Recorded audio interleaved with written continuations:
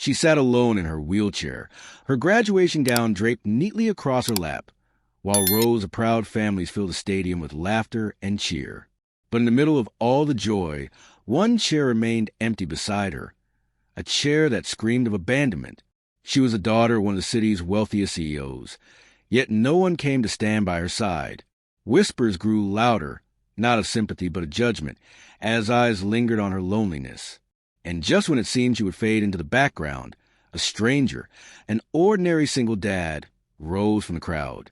The auditorium was a sea of faces, each one lit with pride as names were called and families erupted in applause. Flashing cameras captured every smile, every embrace, every proud tear. But amidst the sea of celebration sat Emily Hawthorne, her posture stiff in her wheelchair, her eyes fixed on the floor as if it could swallow her whole. She was the daughter of Charles Hawthorne, a CEO whose empire reached across continents, whose name carried weight in boardrooms and headlines alike. Yet on this day, the most important day of her young life, he was nowhere to be seen. Emily had fought harder than most to even be here. A car accident years ago had left her paralyzed from the waist down, doctors doubting whether she would finish high school, let alone college. But she defied every obstacle. Late night studying when pain kept her awake, endless physical therapy sessions, and the quiet humiliation of being overlooked in classrooms and cafeterias. Graduation was supposed to be her moment of triumph, the day when every sacrifice finally mattered. Instead, it felt like a cruel reminder of everything she had lost. The whispers around her cut deeper than any wound. Why isn't her family here? Doesn't the CEO care? Poor girl. What's money worth if you're still alone? Across the rows, another figure sat quietly.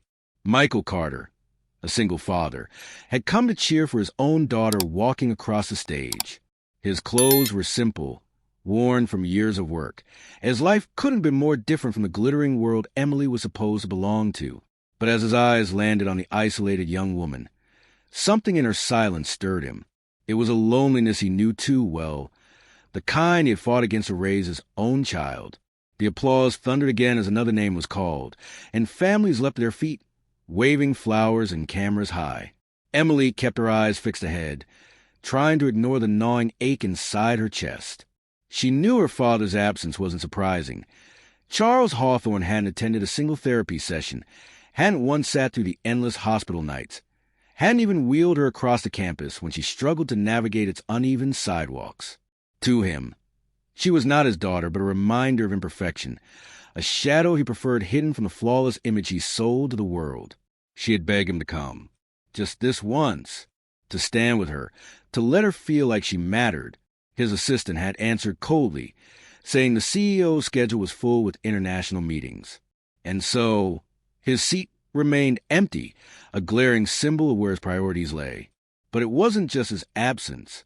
It was the looks, the murmurs. Emily could feel them crawling over her skin. To the world, she was a girl who had everything, yet was pitted for the one thing she could not change. It didn't matter that she had graduated with honors. That professors praised her brilliance. The whispers only circled around her chair, her silence, her loneliness. Michael Carter sat just a few rows away, his heart tightening as he watched. He knew what it felt like to be invisible.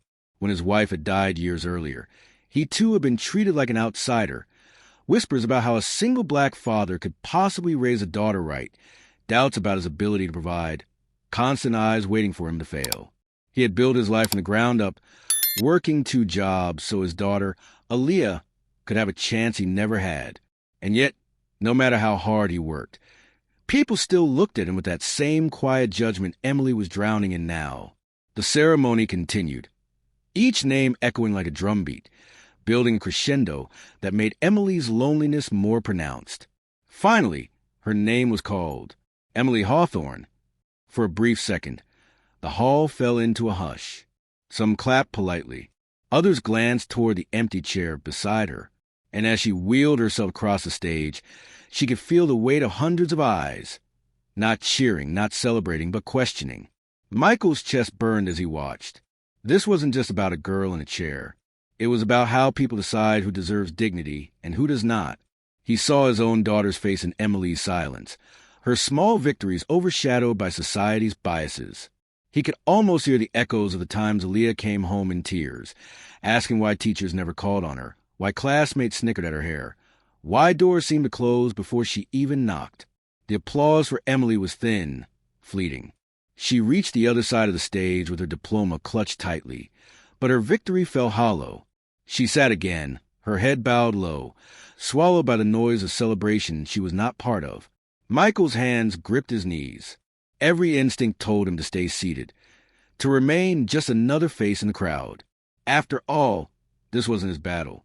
But another part of him, one forged through years of watching injustice, of refusing to let silence define him, knew that sometimes a single act could change everything.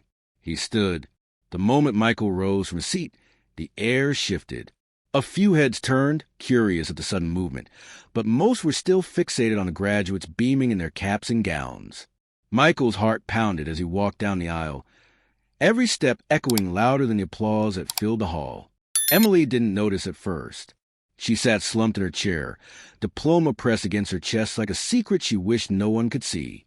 But when the shadow of a figure fell across her, she lifted her eyes and froze. A man she had never met stood there, tall and steady, with a quiet strength in his face. He wasn't dressed in a tailored suit, didn't carry the polish of wealth. Instead, his presence carried something far more powerful: sincerity. Without a word, Michael moved to the empty chair beside her. Slowly, deliberately, he sat down. For a split second, the auditorium seemed confused. Whispers rose, first soft then sharper. Who is he? Why is he sitting there? That's not her family. But Michael didn't flinch.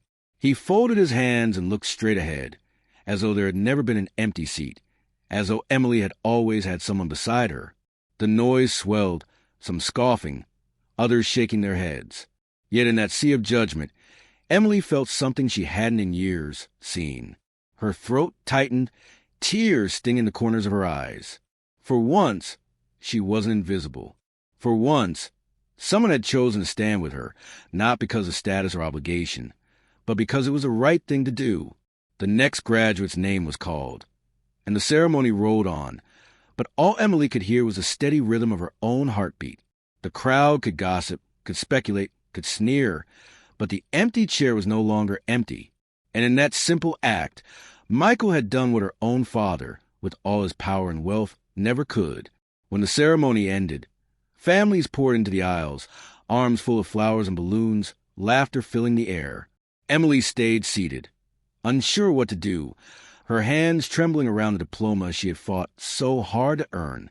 She glanced at the man beside her, the stranger who had dared to take a seat no one else claimed. Michael stood slowly, stretching his tired shoulders. He didn't offer speeches, didn't ask for recognition. Instead, he gave her a nod, small, steady, filled with respect. It was a kind of acknowledgement that spoke louder than any applause. You belong. You are not forgotten. Emily felt the weight in her chest shift. For years, she had carried the ache of abandonment, the silent message that her worth was conditional, tied to perfection, to walking, to living up to an image she could no longer meet. But here, in the simplest gesture of a single dad with no wealth, no status, she had been given back something far more valuable: dignity.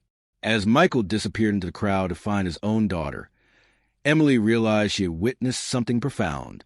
Sometimes, the people who carry the least privilege are the ones who understand the importance of showing up the most. Sometimes, strangers with nothing to gain are the ones who remind us of our worth. Later, news would spread.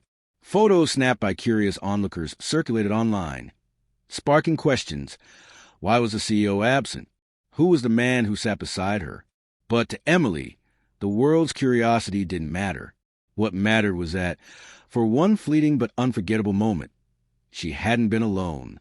And as the sun dipped behind the university buildings, painting the sky in hues of gold, Emily clutched her diploma and whispered a promise to herself, that she would never measure her value by the applause of crowds or the presence of those too blind to see her strength.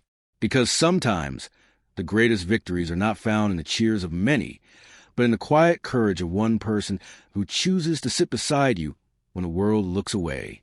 So the question remains, How many empty chairs would be filled? How many lonely hearts restored? If more people had the courage to walk over,